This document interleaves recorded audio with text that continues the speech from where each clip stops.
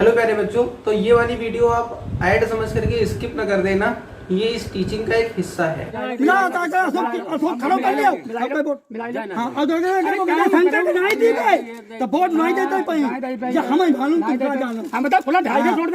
यहाँ पर आप देख सकते हो किस तरह ये गांव के लोग पॉलिटिक्स में इन्वॉल्व हो रहे हैं। लोकल सेल्फ गवर्नमेंट की यही तो खूबसूरती है। अब आप ये सुनिए एक प्यारा सा लोकगीत।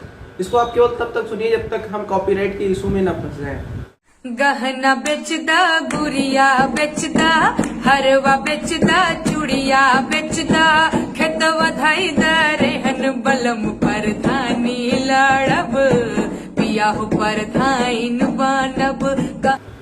बाकी ये है कि नेम इस पे लिखा है। ये जो सिंगर है आप YouTube पर सर्च करते हैं, हो सकता है मिल जाएगा। मुझे सोर्स पता होता तो मैं जरूर बताता। तो इसमें प्रधानी वर्ड बार बार आया है। प्रधान जिसको कि सरपंच भी कहते हैं, ग्राम सभा का हेड होता है। अभी जल्द ही कुछ राज्यों में पंचायती राज इलेक्शंस हुए हैं, यानी ये ग्राम प्रधान, सरपंच और ये सब मतलब जो भी आज हम पढ़ने वाले इनके भी बहुत जल्द ही इलेक्शन हुए हैं, यानी ये करंट का भी इशू है। तो अगर आप थोड़ा बहुत भी कनेक्टेड हैं रूरल एरिया से तो आपको इसके बारे में अच्छे से जान रहे होंगे। अगर आप अर्बन एरिया से हैं, रूरल एरिया से बिल्कुल आपका कनेक्शन नहीं है, तो local self government urban area में भी है। दो कैटेगरीज है, लोकल सेल्फ गवर्नमेंट रूरल और अर्बन। ये वीडियो जो है वो रूरल की है। तो सबसे पहले इस चैप्टर में हमें क्या पढ़ना है। आईसीएसई क्लास 9 का ये चैप्टर है। तो आईसीएसई ने जो इस चैप्टर के लिए पर्टिकुलर जो सिलेबस इशू करा है वो सिलेबस पहले हम लोग देख लेते हैं, फिर ये चैप्टर पढ़ना स्टार्ट करते हैं। तो लोकल सेल्फ गवर्नमेंट के लिए जो सिलेबस काउंसिल ने जारी करा है वो ये है कि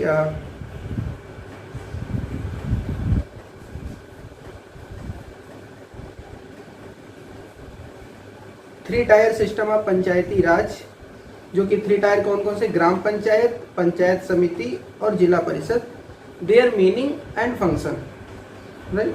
तो बस इतना हमें जानना है कि जो ये रूरल लोकल गवर्नमेंट है ये 3 टायर सिस्टम में है। 3 टायर हैं कौन कौन से, एक आपका है ग्राम पंचायत, दूसरा है पंचायत समिति और तीसरा है जिला परिषद। अब इसमें हम देखेंगे कि इनका कंपोजिशन कैसे होता है, इनके लोकल नेम क्या है, यानी आप किस नाम से इनको जान रहे हो, ठीक है। इनके फंक्शन क्या है, इनका सोर्स ऑफ इनकम क्या है, इनकी इम्पोर्टेंस क्या है, इस पर हम लोग डिस्कशन करेंगे। चैप्टर स्टार्ट करें इसके पहले थोड़ी सी इंफॉर्मेशन है। क्लास 10th की हम भी क्लास चला रहे हैं, जो कि गूगल मीट पर लाइव क्लास चलती है, बिल्कुल जैसे कि आप कोचिंग पढ़ने जाते हो अपने स्कूल के टाइम पे, मतलब जब सब कुछ ऑफलाइन होता है, बिल्कुल ऐसे ही कोचिंग इंस्टीट्यूशन है। वहाँ पे आपके स्कूल के या बस आस पड़ोस के स्कूल के बच्चे होते हैं। यहाँ पे ऑल इंडिया स्टूडेंट्स हैं, गूगल मीट पे कनेक्टेड होते हैं। इंटरेक्टिव लाइव क्लास है, वो भी सामने से इंटरेक्ट कर रहे होते हैं, तो आप उसका एक पार्ट हो सकते हो। ये आई बटन वाली वीडियो है, सारी इन्फॉर्मेशन यहाँ पर मैंने दे रखी है। इसके अलावा भी अगर आपको कोई डाउट है तो ये हमारा व्हाट्सएप नंबर है, आप इस पर हमें कांटेक्ट कर सकते हो, आप क्लासेस ले सकते हैं। चलिए अब चैप्टर स्टार्ट करते हैं।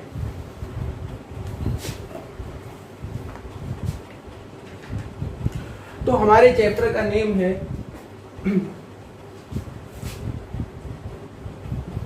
लोकल सेल्फ गवर्नमेंट, और हम पढ़ेंगे इसमें आज रूरल को, यानी जो ग्रामीण इलाकों में है, गांवों में है, ठीक है।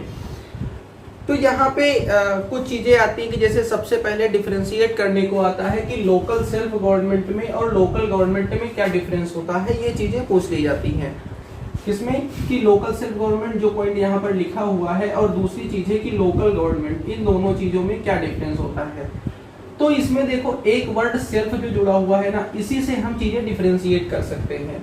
लोकल गवर्नमेंट में ये होता है कि जो हमारी गवर्नमेंटल अथॉरिटी है, मतलब जो सेंट्रल लेवल पर है या स्टेट लेवल पर है, ठीक है, उनके ज्यूरिसडिक्शन में जो भी एरियाज आते हैं उनको एडमिनिस्टर करने के लिए जो लोकल लेवल पर वो अपने ऑफिशियल्स रखते हैं और वहां पे जाके वो एडमिनिस्ट्रेशन करते हैं, ठीक है, वहां पे वो गवर्निंग करते हैं, वहां पे वो रूल करते हैं, वो होती है लोकल गवर्नमेंट। और लोकल सेल्फ गवर्नमेंट का मतलब है कि लोकल लेवल पर, मतलब लोकल लेवल पर रहने वाले जो लोग हैं, ठीक है, वो सेल्फ यानी जब खुद की गवर्निंग कर रहे हों तब उसको हम क्या कहते हैं, लोकल सेल्फ गवर्नमेंट कहते हैं। ठीक है, जो रियल डेमोक्रेसी है वो आपको यहीं पर देखने को मिलेगी जहां पे पीपल डायरेक्ट इन्वॉल्व है।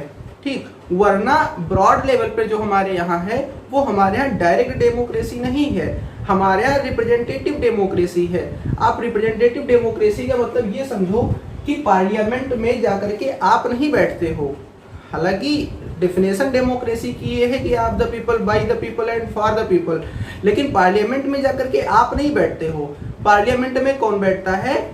आपके रिप्रेजेंटेटिव, जिनको आप इलेक्ट करके वहां पे भेज देते हो, वो आपके बिहाफ पे डिसीजन लेते हैं। जैसे अगर हम स्टेट असेंबली की बात करें, यानी किसी भी स्टेट की जो असेंबली होती है, अगर हम वहां पे बात करें तो वहां पे क्या होता है, जो एमएलए होते हैं जिनको विधायक कहते हो, ठीक है, चाचा विधायक है हमारे वाले विधायक जो होते हैं, तो वो क्या होते हैं, वो अपने उनका जो विधानसभा एरिया होता है, उनकी जो कॉन्स्टिट्यूएंसी होती है, वहाँ के लोग उनको इलेक्ट करते हैं और वो स्टेट असेंबली में जाते हैं और वहाँ पे वो उनके बिहाफ पे, यानी आपके एमएलए अगर है तो आपके बिहाफ पे वहाँ डिसीजन लेते हैं।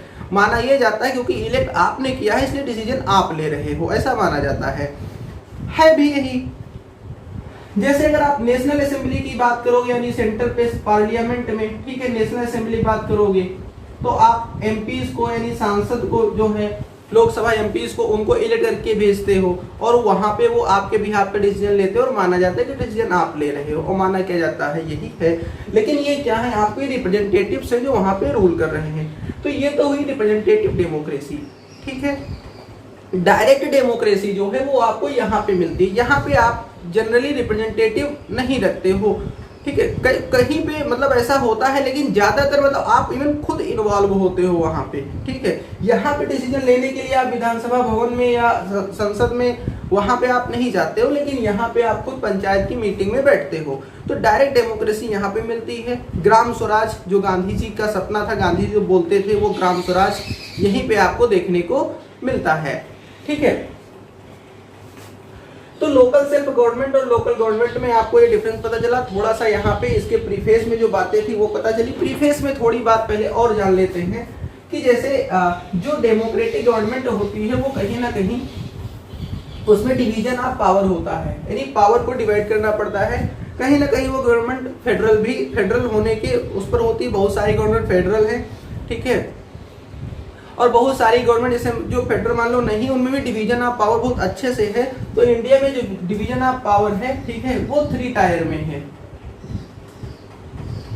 3 टायर में जैसे अभी हमने जो नेम लिया, एक तो आपकी सेंट्रल गवर्नमेंट है, देन आपकी स्टेट गवर्नमेंट है, ठीक है, और इसके बाद में तीसरा नंबर यही आपका है लोकल सेल्फ गवर्नमेंट है। तो ये 3 टायर सिस्टम हो गए। लोकल सेल्फ गवर्नमेंट की ये 2 पार्ट है, जो एक आपका रूरल है और दूसरा आपका अर्बन है। ठीक है, तो ये इसका प्रीफेस है। अब बात करते हैं कि आखिर जैसे हमें लोकल सेल्फ गवर्नमेंट की नीड क्यों पड़ती है, क्या ये लोग इनफ नहीं है? तो इसका एक सीधा सा रीजन ये है कि आप देखो कि जैसे हमारी कंट्री जो है वो बहुत ब्रॉड है, ठीक, और तो इतनी बड़ी ब्रॉड कंट्री में काफी रिमोट एरिया पर बैठे लोग, जैसे अभी स्टेट बहुत बड़ा है, स्टेट भी अपने आप में बड़ी बड़ी यूनिट्स हैं, नेशन तो बड़ी यूनिट है ही। अब वहां पर बैठे लोग क्या रिमोट एरियाज में, विलेजेस में बैठे हुए लोगों के जो माइन्यूट प्रॉब्लम्स हैं, उनकी जो इश्यूज हैं, क्या उनको वो इतना अच्छे से क्या जान सकते हैं? क्या उसको इतनी अच्छे से सॉल्व कर सकते हैं? आपका आंसर होगा नहीं। बहुत प्रैक्टिकली ले लो तो भाई सीधी सी बात देखो कि मान लो आपके परिवार का कोई इशू है, आप अपने से स्टार्ट कर लो, कोई आपकी व्यक्तिगत प्रॉब्लम है, इंडिविजुअल इशू आपका है, उसको आप अच्छे से जानोगे कि सामने वाला अच्छे से जानेगा? ऐसे अगर आपके परिवार का कोई इशू है तो उसका आपका परिवार ज्यादा ठीक से समझ पाएगा कि बाहर के लोग? ऐसे ही अगर आपके गांव का कोई मामला है तो ज्यादा अच्छे से कौन समझ पाएगा? यहाँ पे बात यह है कि बेटर गवर्निंग कौन कर पाएगा? वो लोग खुद कर पाएंगे या बाहर के लोग कर पाएंगे? तो आप आंसर दोगे कि वो लोग खुद कर पाएंगे। जैसे अगर ब्रिटिश टाइम पीरियड में जाओगे तो हमारी प्रॉब्लम वहां पर क्या थी? हमारी प्रॉब्लम ये थी कि लॉ मेकर हम नहीं होते थे। मतलब ब्रिटिश जब हम लोग गुलाम थे तो हमारी प्रॉब्लम ये थी कि हम लोग लॉ मेकर नहीं होते थे, हम लोग गवर्नमेंट नहीं होते थे, मतलब हम लोग रूल नहीं करते थे। ना तो हम लोग रूल बनाते थे, ना हम लोग रूल करते थे, केवल हम लोग रूल्ड थे। मतलब जो लॉज बन रहे हैं, जो लॉज हमारे ऊपर लागू होने हैं, वो लॉज बनाने में हम ही नहीं इन्वॉल्व हैं। जो गवर्नमेंट हमको रूल कर रही है उस गवर्नमेंट में हमारा ही पार्टिसिपेशन नहीं है। तो गुलाम होना यही तो था, ठीक। और इसी से आजाद होने के लिए हमारी इतनी बड़ी लड़ाई लड़ी गई और बहुत सारे फ्रीडम फाइटर्स ने इवन अपने को सेक्रीफाइस कर दिया, ठीक। तो अब यहाँ पे हमें ये देखने को मिलती है, तो यहाँ पे हमें रिप्रेजेंटेटिव टाइप में देखने को मिलती है, यहाँ पे हमें डायरेक्ट डेमोक्रेसी देखने को मिलती है। ठीक है। यहाँ पर खास बात हमें ये होगी कि यहाँ पे हम चीजों को जो वास्तव में स्टेट लेवल पर और सेंट्रल लेवल पर हो सकते हैं उनको बहुत लिवली, बहुत प्रैक्टिकली यहाँ पे हम देख सकते हैं कि आखिर वहां पे कैसे क्या हो रहा होगा। यहाँ पर भी आपको बिल्कुल वैसे ही सिस्टम मिल जाएगा जैसे आपने देखा होगा कि इन सब जगह पे भी, जैसे यहाँ पे सेंटर पे या स्टेट पे आपकी लेजिस्लेचर होता है, ठीक है, एग्जीक्यूटिव बॉडी होती है और जुडिशियरी होती है। ऐसे ही लोकल सेल्फ गवर्नमेंट भी ये सब आपको देखने को मिलेगा। जैसे मान लो लेजिस्लेचर की बात करेंगे तो जो आपकी ग्राम सभा है वो एज ए लेजिस्लेचर वर्क करती है, जो आपकी ग्राम पंचायत है वो एज ए एग्जीक्यूटिव वर्क करती है, जो आपकी न्याय पंचायत है वो आपकी as a judiciary body work करती है और सबसे बेस लेवल पर, सबसे ग्रास रूट लेवल पर ये वर्क करती है, ठीक है।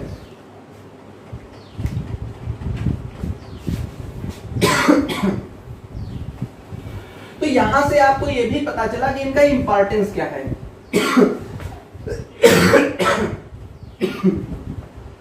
बेवजह खांसी आ रही है, खैर सिम्टम्स नहीं है।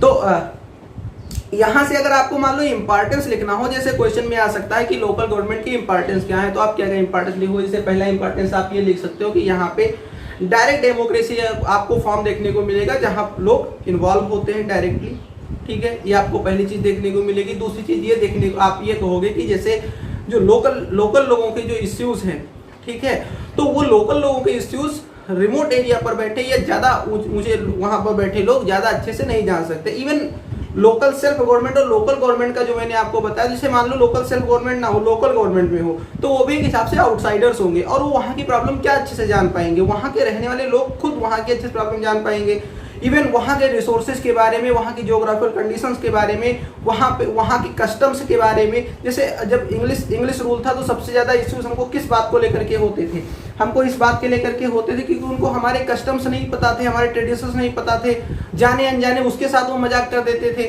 तो ये सब हमें मतलब लोकल लोगों को पता होगा ना, तो इस तरीके से जो है कि वो माइन्यूट डिटेल्स वो खुद रख सकेंगे और उस पर वर्क कर सकेंगे।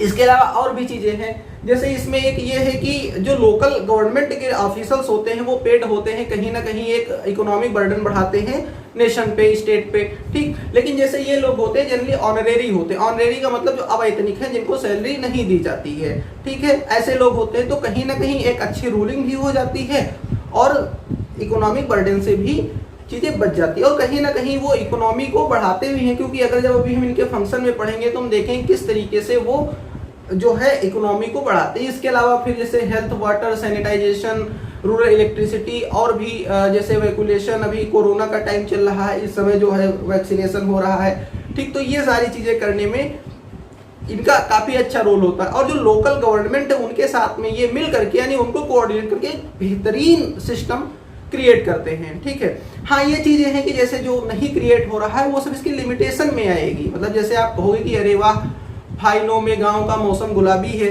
ठीक है, ये बहुत बेहतरीन गजल है, शायद दुष्यंत कुमार की है, मुझे पक्की से नहीं याद है, या अदम गोंडवी की, दो में से किसी एक की है। तो काफी बेहतरीन ये गजल है, उसकी एक ये शेर, उसका एक लाइन है ये, ठीक है, तुम्हारी फाइलों में गांव का मौसम गुलाबी है और ऐसे करके है वो। तो कहने मतलब आप कहोगे कि अरे वाह, यहाँ तो पढ़ने में तो सब बड़ा अच्छा अच्छा दिख रहा है लेकिन लोकल लेवल पर आपको दिखता ही नहीं है।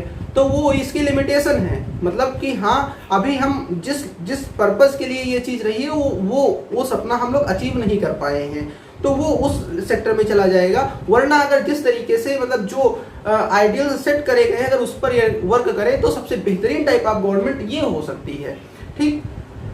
तो अब हम इस पे क्या करेंगे कि जो हमने रूरल है तो रूरल में 3 टायर हमारे हैं, ठीक है, सिलेबस भी आपका यही है। 3 टायर कौन कौन से? ग्राम पंचायत, पंचायत समिति और जिला परिषद, ठीक।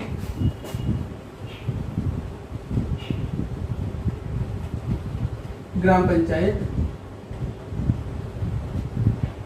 पंचायत समिति और जिला परिषद। ये 3 है हमारे, ये बिल्कुल विलेज लेवल पर होती है यानी ग्रास रूट लेवल पर, ये ब्लॉक लेवल पर होती है जिसमें कई सारे विलेजेस आते हैं, और ये जो है जो जिला परिषद है ये हमारे होती है डिस्ट्रिक्ट लेवल पर। ठीक है,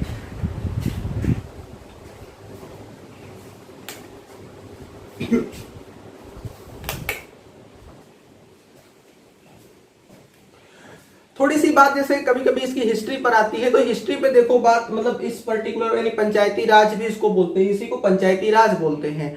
तो इसकी हिस्ट्री पर आती है कि आखिर इसका पहले से कैसे क्या चल रहा था। तो देखो बिफोर द ब्रिटिश पीरियड ने, जब अंग्रेज लोग यहाँ पर आए तो पंचायती राज सिस्टम अच्छे से चल रहा था। आप कहानियों में पढ़ते हो कि सरपंच होते थे, और जो नाम पंचायत है, पंच माने 5 होता है, 5 लोग आकर के बैठते थे, उसमें 3-2 से कोई डिसीजन हो जाता था, लोग आकर के बैठते थे, एक सरपंच चुना जाता था उसमें। ठीक, ये सब आप बहुत सारी कहानियां पढ़े होगे। एक कहानी आप पढ़े होगे, देखो कहानी का पंच परमेश्वर करके मुंशी प्रेमचंद की कहानी है, बचपन में आप उसको पढ़े होगे, और इस तरीके से बहुत सारी स्टोरीज पढ़े होगे। तो पहले ये पंचायत सिस्टम बहुत था। मूवीज में आप देखो कि पंचायत निर्णय देती है, पंचायत डिसीजन देती है कि किसके साथ क्या होना चाहिए। तो लोकल लेवल पर ये चीजें बहुत पहले से चल रही थी, लेकिन जैसे जब ब्रिटिशर्स आए तो उन्होंने सेंट्रलाइजेशन कर दिया एडमिनिस्ट्रेशन का। तो जब सेंट्रलाइजेशन कर दिया तो फिर लोकल सेल्फ गवर्नमेंट जो है खत्म हो गई।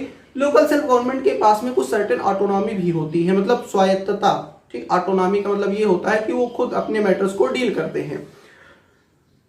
आइडियल वे में वहां पे जो स्टेट गवर्नमेंट है या सेंट्रल गवर्नमेंट है या कह सकते हैं एडमिनिस्ट्रेशन, उनका इंटरफेयर बहुत कम होता है, क्योंकि उनकी अपनी जुडिशियरी रख दी जाती है, उनकी अपनी एग्जीक्यूटिव है, इवन उनका अपना रेवेन्यू सिस्टम भी होता है।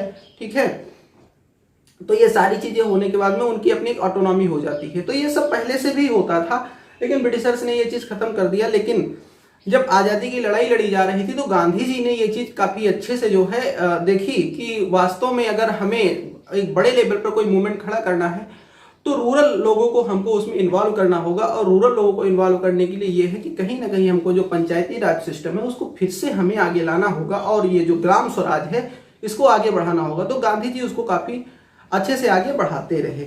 अब देखो सीधी सी बात है कि जैसे आपको पता है कि जो पंचायती राज सिस्टम है, ठीक, तो कहीं ना कहीं जो हमारा वेलफेयर स्टेट है या जो हमारी डीपीएसपी है, directive principle of state policy, जो आर्टिकल 36 से 51 के बीच में दिए हुए हैं, उसमें आर्टिकल 40 में इसका ये जो है यानी जो लोकल सेल्फ गवर्नमेंट है इसका प्रोविजन है। ठीक है, लेकिन आपको पता है कि डीपीएसपी का ये है कि डीपीएसपी जो है वो कहीं भी कोर्ट में चैलेंज करने वाले नहीं, मतलब अगर उसको स्टेट नहीं मानता है तो आप उसके लिए कुछ कर नहीं सकते। ठीक, ये है। हालांकि ये अच्छी बात है कि गवर्नमेंट इसको प्रमोट कर रही है।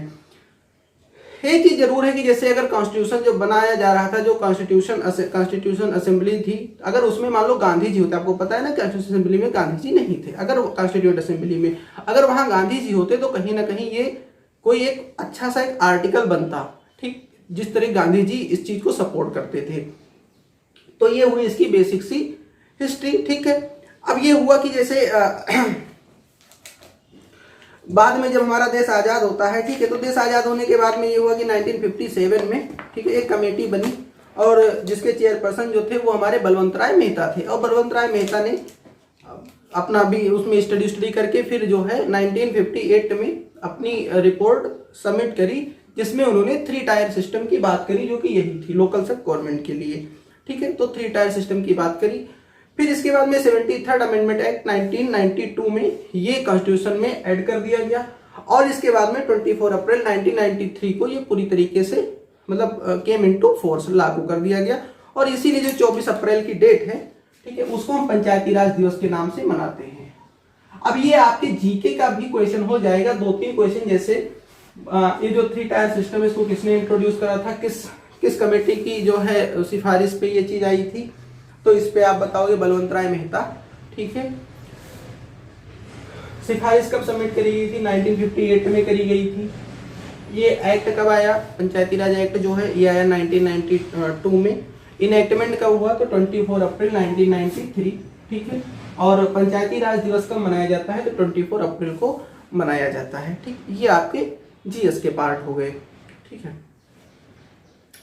तो अब ये बात यहाँ पर हो गई। अब इसके बाद में यही है, हाँ, एक क्वेश्चन यहाँ से और बन सकता है कि जो है सबसे पहला स्टेट जिसको लागू करने वाला था अपने यहाँ पंचायती राज को, वो था आपका राजस्थान के रजवाड़े, राजस्थान रॉयल्स, उन्होंने सबसे पहले अपने यहाँ ये सिस्टम लागू कर दिया था। यानी पहला स्टेट कौन सा था, ये भी क्वेश्चन पूछा जाता है।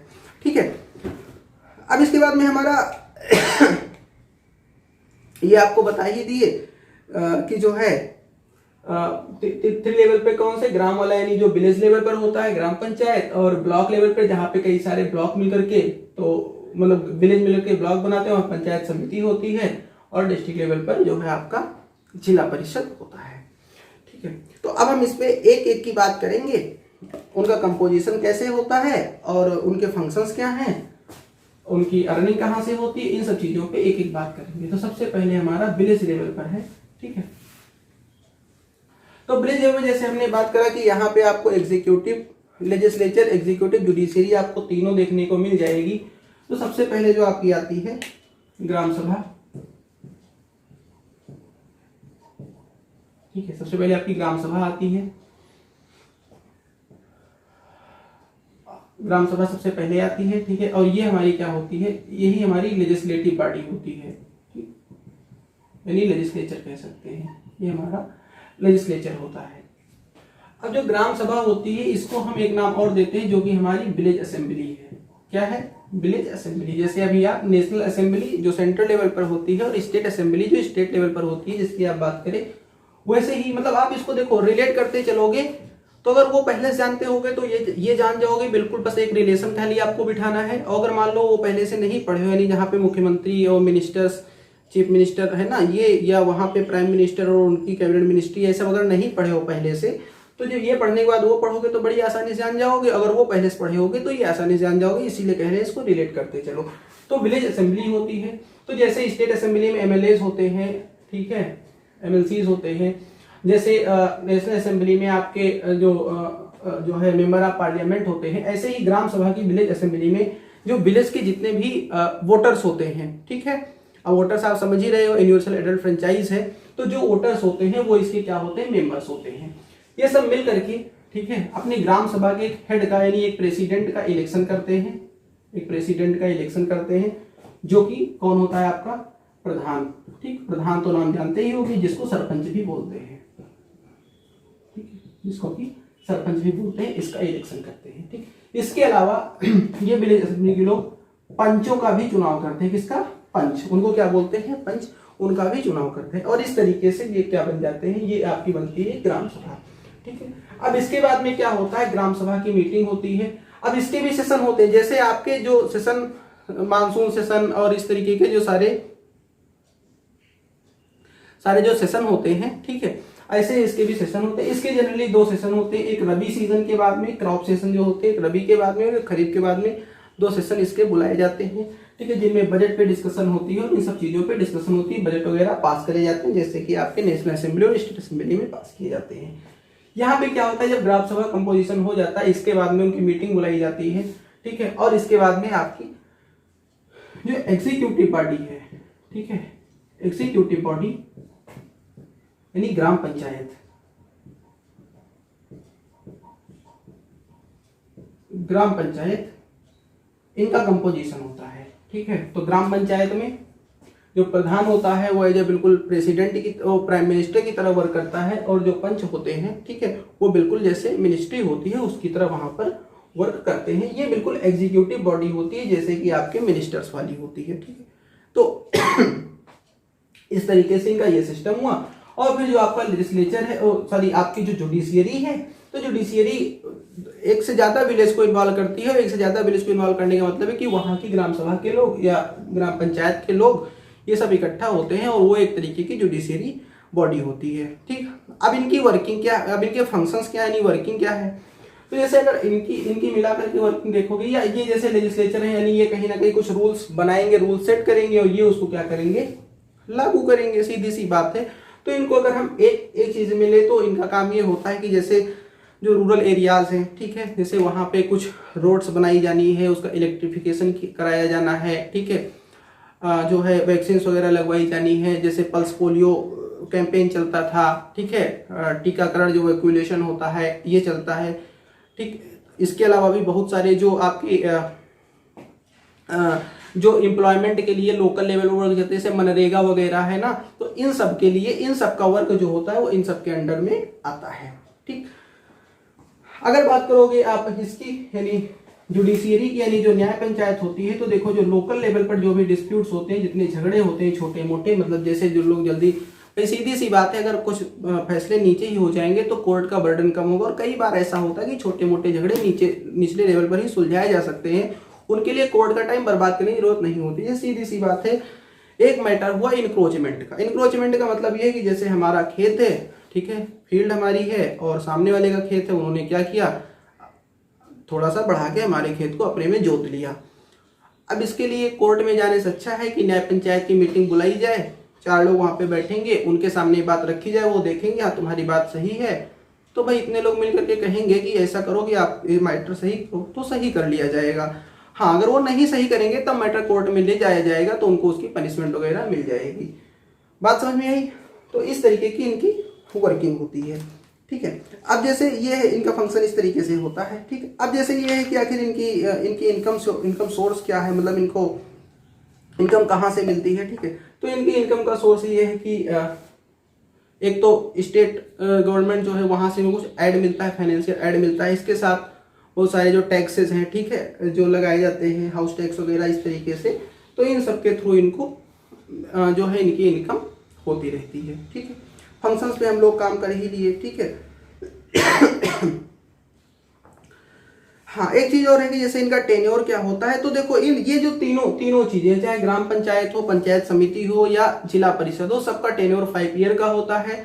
ठीक है, 5 ईयर के पहले अगर मान लो कुछ ऐसा होता है कि जैसे कुछ ऐसा लगता है कि ये सही से अपना वर्क नहीं कर रहे हैं, तो ठीक बिल्कुल स्टेट असेंबली या नेशनल असेंबली की तरह इनको भी जो है डिसॉल्व किया जा सकता है। ठीक, या मान लो प्रधान की डेथ हो गई या कुछ इस तरीके से चीजें हुई, तो डिसॉल्व करने के बाद में ये करना है कि 6 मंथ के अंदर री इलेक्शन हो जाने हैं, और फिर जो बचा टेन्योर है, उस बचे टेन्योर तक जो री इलेक्टेड ग्राम सभा है वो अपना जो है वर्क करेगी। उसके बाद में फिर से नए इलेक्शंस हो जाएंगे। ठीक है, इनका इलेक्शन अपने टाइम पर ही होता है और 5 ईयर के लिए होता है। ठीक है, ये इनका टेन्योर है। वोटर्स कौन होते हैं, तो वही यूनिवर्सल एडेड फ्रेंचाइज यहाँ पर भी है। और जैसे बनने की क्वालिफिकेशन क्या होती है, तो क्वालिफिकेशन यही है जो बाकी चीजों क्वालिफिकेशन है। जैसे वो इंडिया का सिटीजन होना चाहिए, तो वहां पे इंडिया का सिटीजन से मतलब नहीं, वो पर्टिकुलर ग्राम सभा का सिटीजन होना चाहिए। ठीक है, उसकी एज इस लायक हो कि वो स्टेट लेजिस्लेचर का मेंबर बन सकता हो, यानी 25 ईयर्स। ठीक है, और इसके अलावा वो जैसे कहते हैं सॉल्वेंट ना हो, मैड ना हो, पागल ना हो, इंसेन ना हो, ये सारी चीजें जो इसके क्वालिफिकेशन में आती हैं वो इसकी भी क्वालिफिकेशन में, और वो तीनों क्वालिफिकेशन में आ जाती है, उसको आप एक साथ में याद रख सकते हो। ठीक है, तो अब इसके बाद में हमारा क्या है,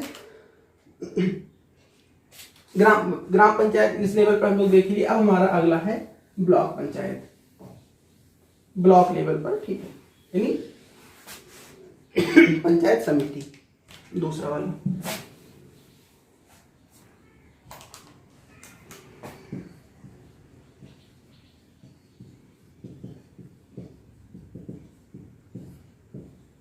पंचायत समिति, तो अगर हम पंचायत समिति की बात करते हैं, तो पंचायत समिति जो होती है वो लगभग 50 to 100 जो आपके विलेज लेवल पर है, यानी आपकी जो ग्राम सभाएं हैं, ग्राम पंचायत है, उनको मिला करके बनती है। ठीक है, और यहाँ पे जैसे इसका जो कंपोजिशन होता है, इसमें कई सारे लोग होते हैं। सबसे पहले कि जो जिला परिषद के लिए जो लोग इलेक्ट करे जाते हैं वो इसमें होते हैं। ठीक है, बीडीओ का इलेक्शन होता होगा, आपने ध्यान दिया होगा, अगर आप रूरल एरिया से जुड़े होंगे तो वो लोग होते हैं। इसके अलावा उसके जो मेंबर्स होते हैं वो उस पर्टिकुलर एरिया के एमपी एमएलए ये सब अपने आप से उसके मेंबर होते हैं। ठीक है, यानी एमपीज ये अपने आप से वहाँ के मेंबर होते हैं। बाकी शेड्यूल्ड ट्राइब, शेड्यूल्ड कास्ट, इस सब के जो उनको रिप्रेजेंट करने वाले लोग होते हैं, ये सारे लोग होते हैं। इन सब लोगों को मिला करके जो है वो आपकी पंचायत समिति बनती है। ठीक है, पंचायत समिति पर जो यानी ब्लॉक लेवल पर जो हेड होता है उसको नाम दिया जाता है प्रमुख। लोकल लेवल पर आपने इसका नाम सुना होगा, प्रमुख। अब जैसे इनका काम क्या होता है, ठीक है, तो इनका काम ये होता है कि जैसे ये जिला परिषद से जो ग्राम पंचायत है उसको कनेक्ट करने का काम करते हैं, इंटरमीडिएरी बॉडी है ये। ठीक है, तो काम जैसे जो ग्राम पंचायत के होते हैं लगभग ऐसे ही काम इनके होते हैं। ठीक है, लेकिन चूंकि इनका ज्यूरिडिक्शन थोड़ा बड़ा है तो अपने ज्यूरिडिक्शन के अंदर का वो काम ये भी करते हैं कि जैसे इलेक्ट्रिफिकेशन हुआ, हेल्थ, सैनिटाइजेशन, वाटर, ठीक है, जो पार्क वगैरह, मीडोज वगैरह हैं, ये सब पॉन्ड, जो गांव में तालाब वगैरह बनते हैं, फिशरीज होती है, ठीक है, जो कॉटेज इंडस्ट्रीज यानी लोकल लेवल पर, ठीक है, तो ये सब सारी चीज़ों पे, ठीक है, जवाहर रोजगार गारंटी योजना या इस सब चीज़ों पे इनकी वर्किंग होती है। इन सबको ये हैंडल करते हैं और कहीं ना कहीं कोऑर्डिनेट करके ग्राम पंचायत के साथ में, ठीक है।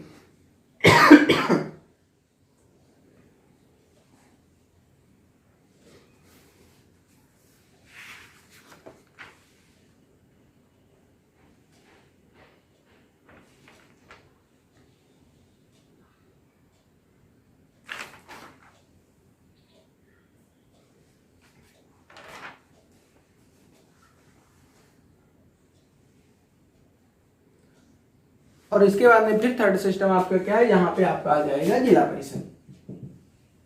जिला परिषद ये आप जान लो सबसे बड़ी बॉडी है लोकल सेल्फ गवर्नमेंट में रूरल की, ठीक है। ये सबसे ऊपर बॉडी है जो बिल्कुल डिस्ट्रिक्ट लेवल पर होती है।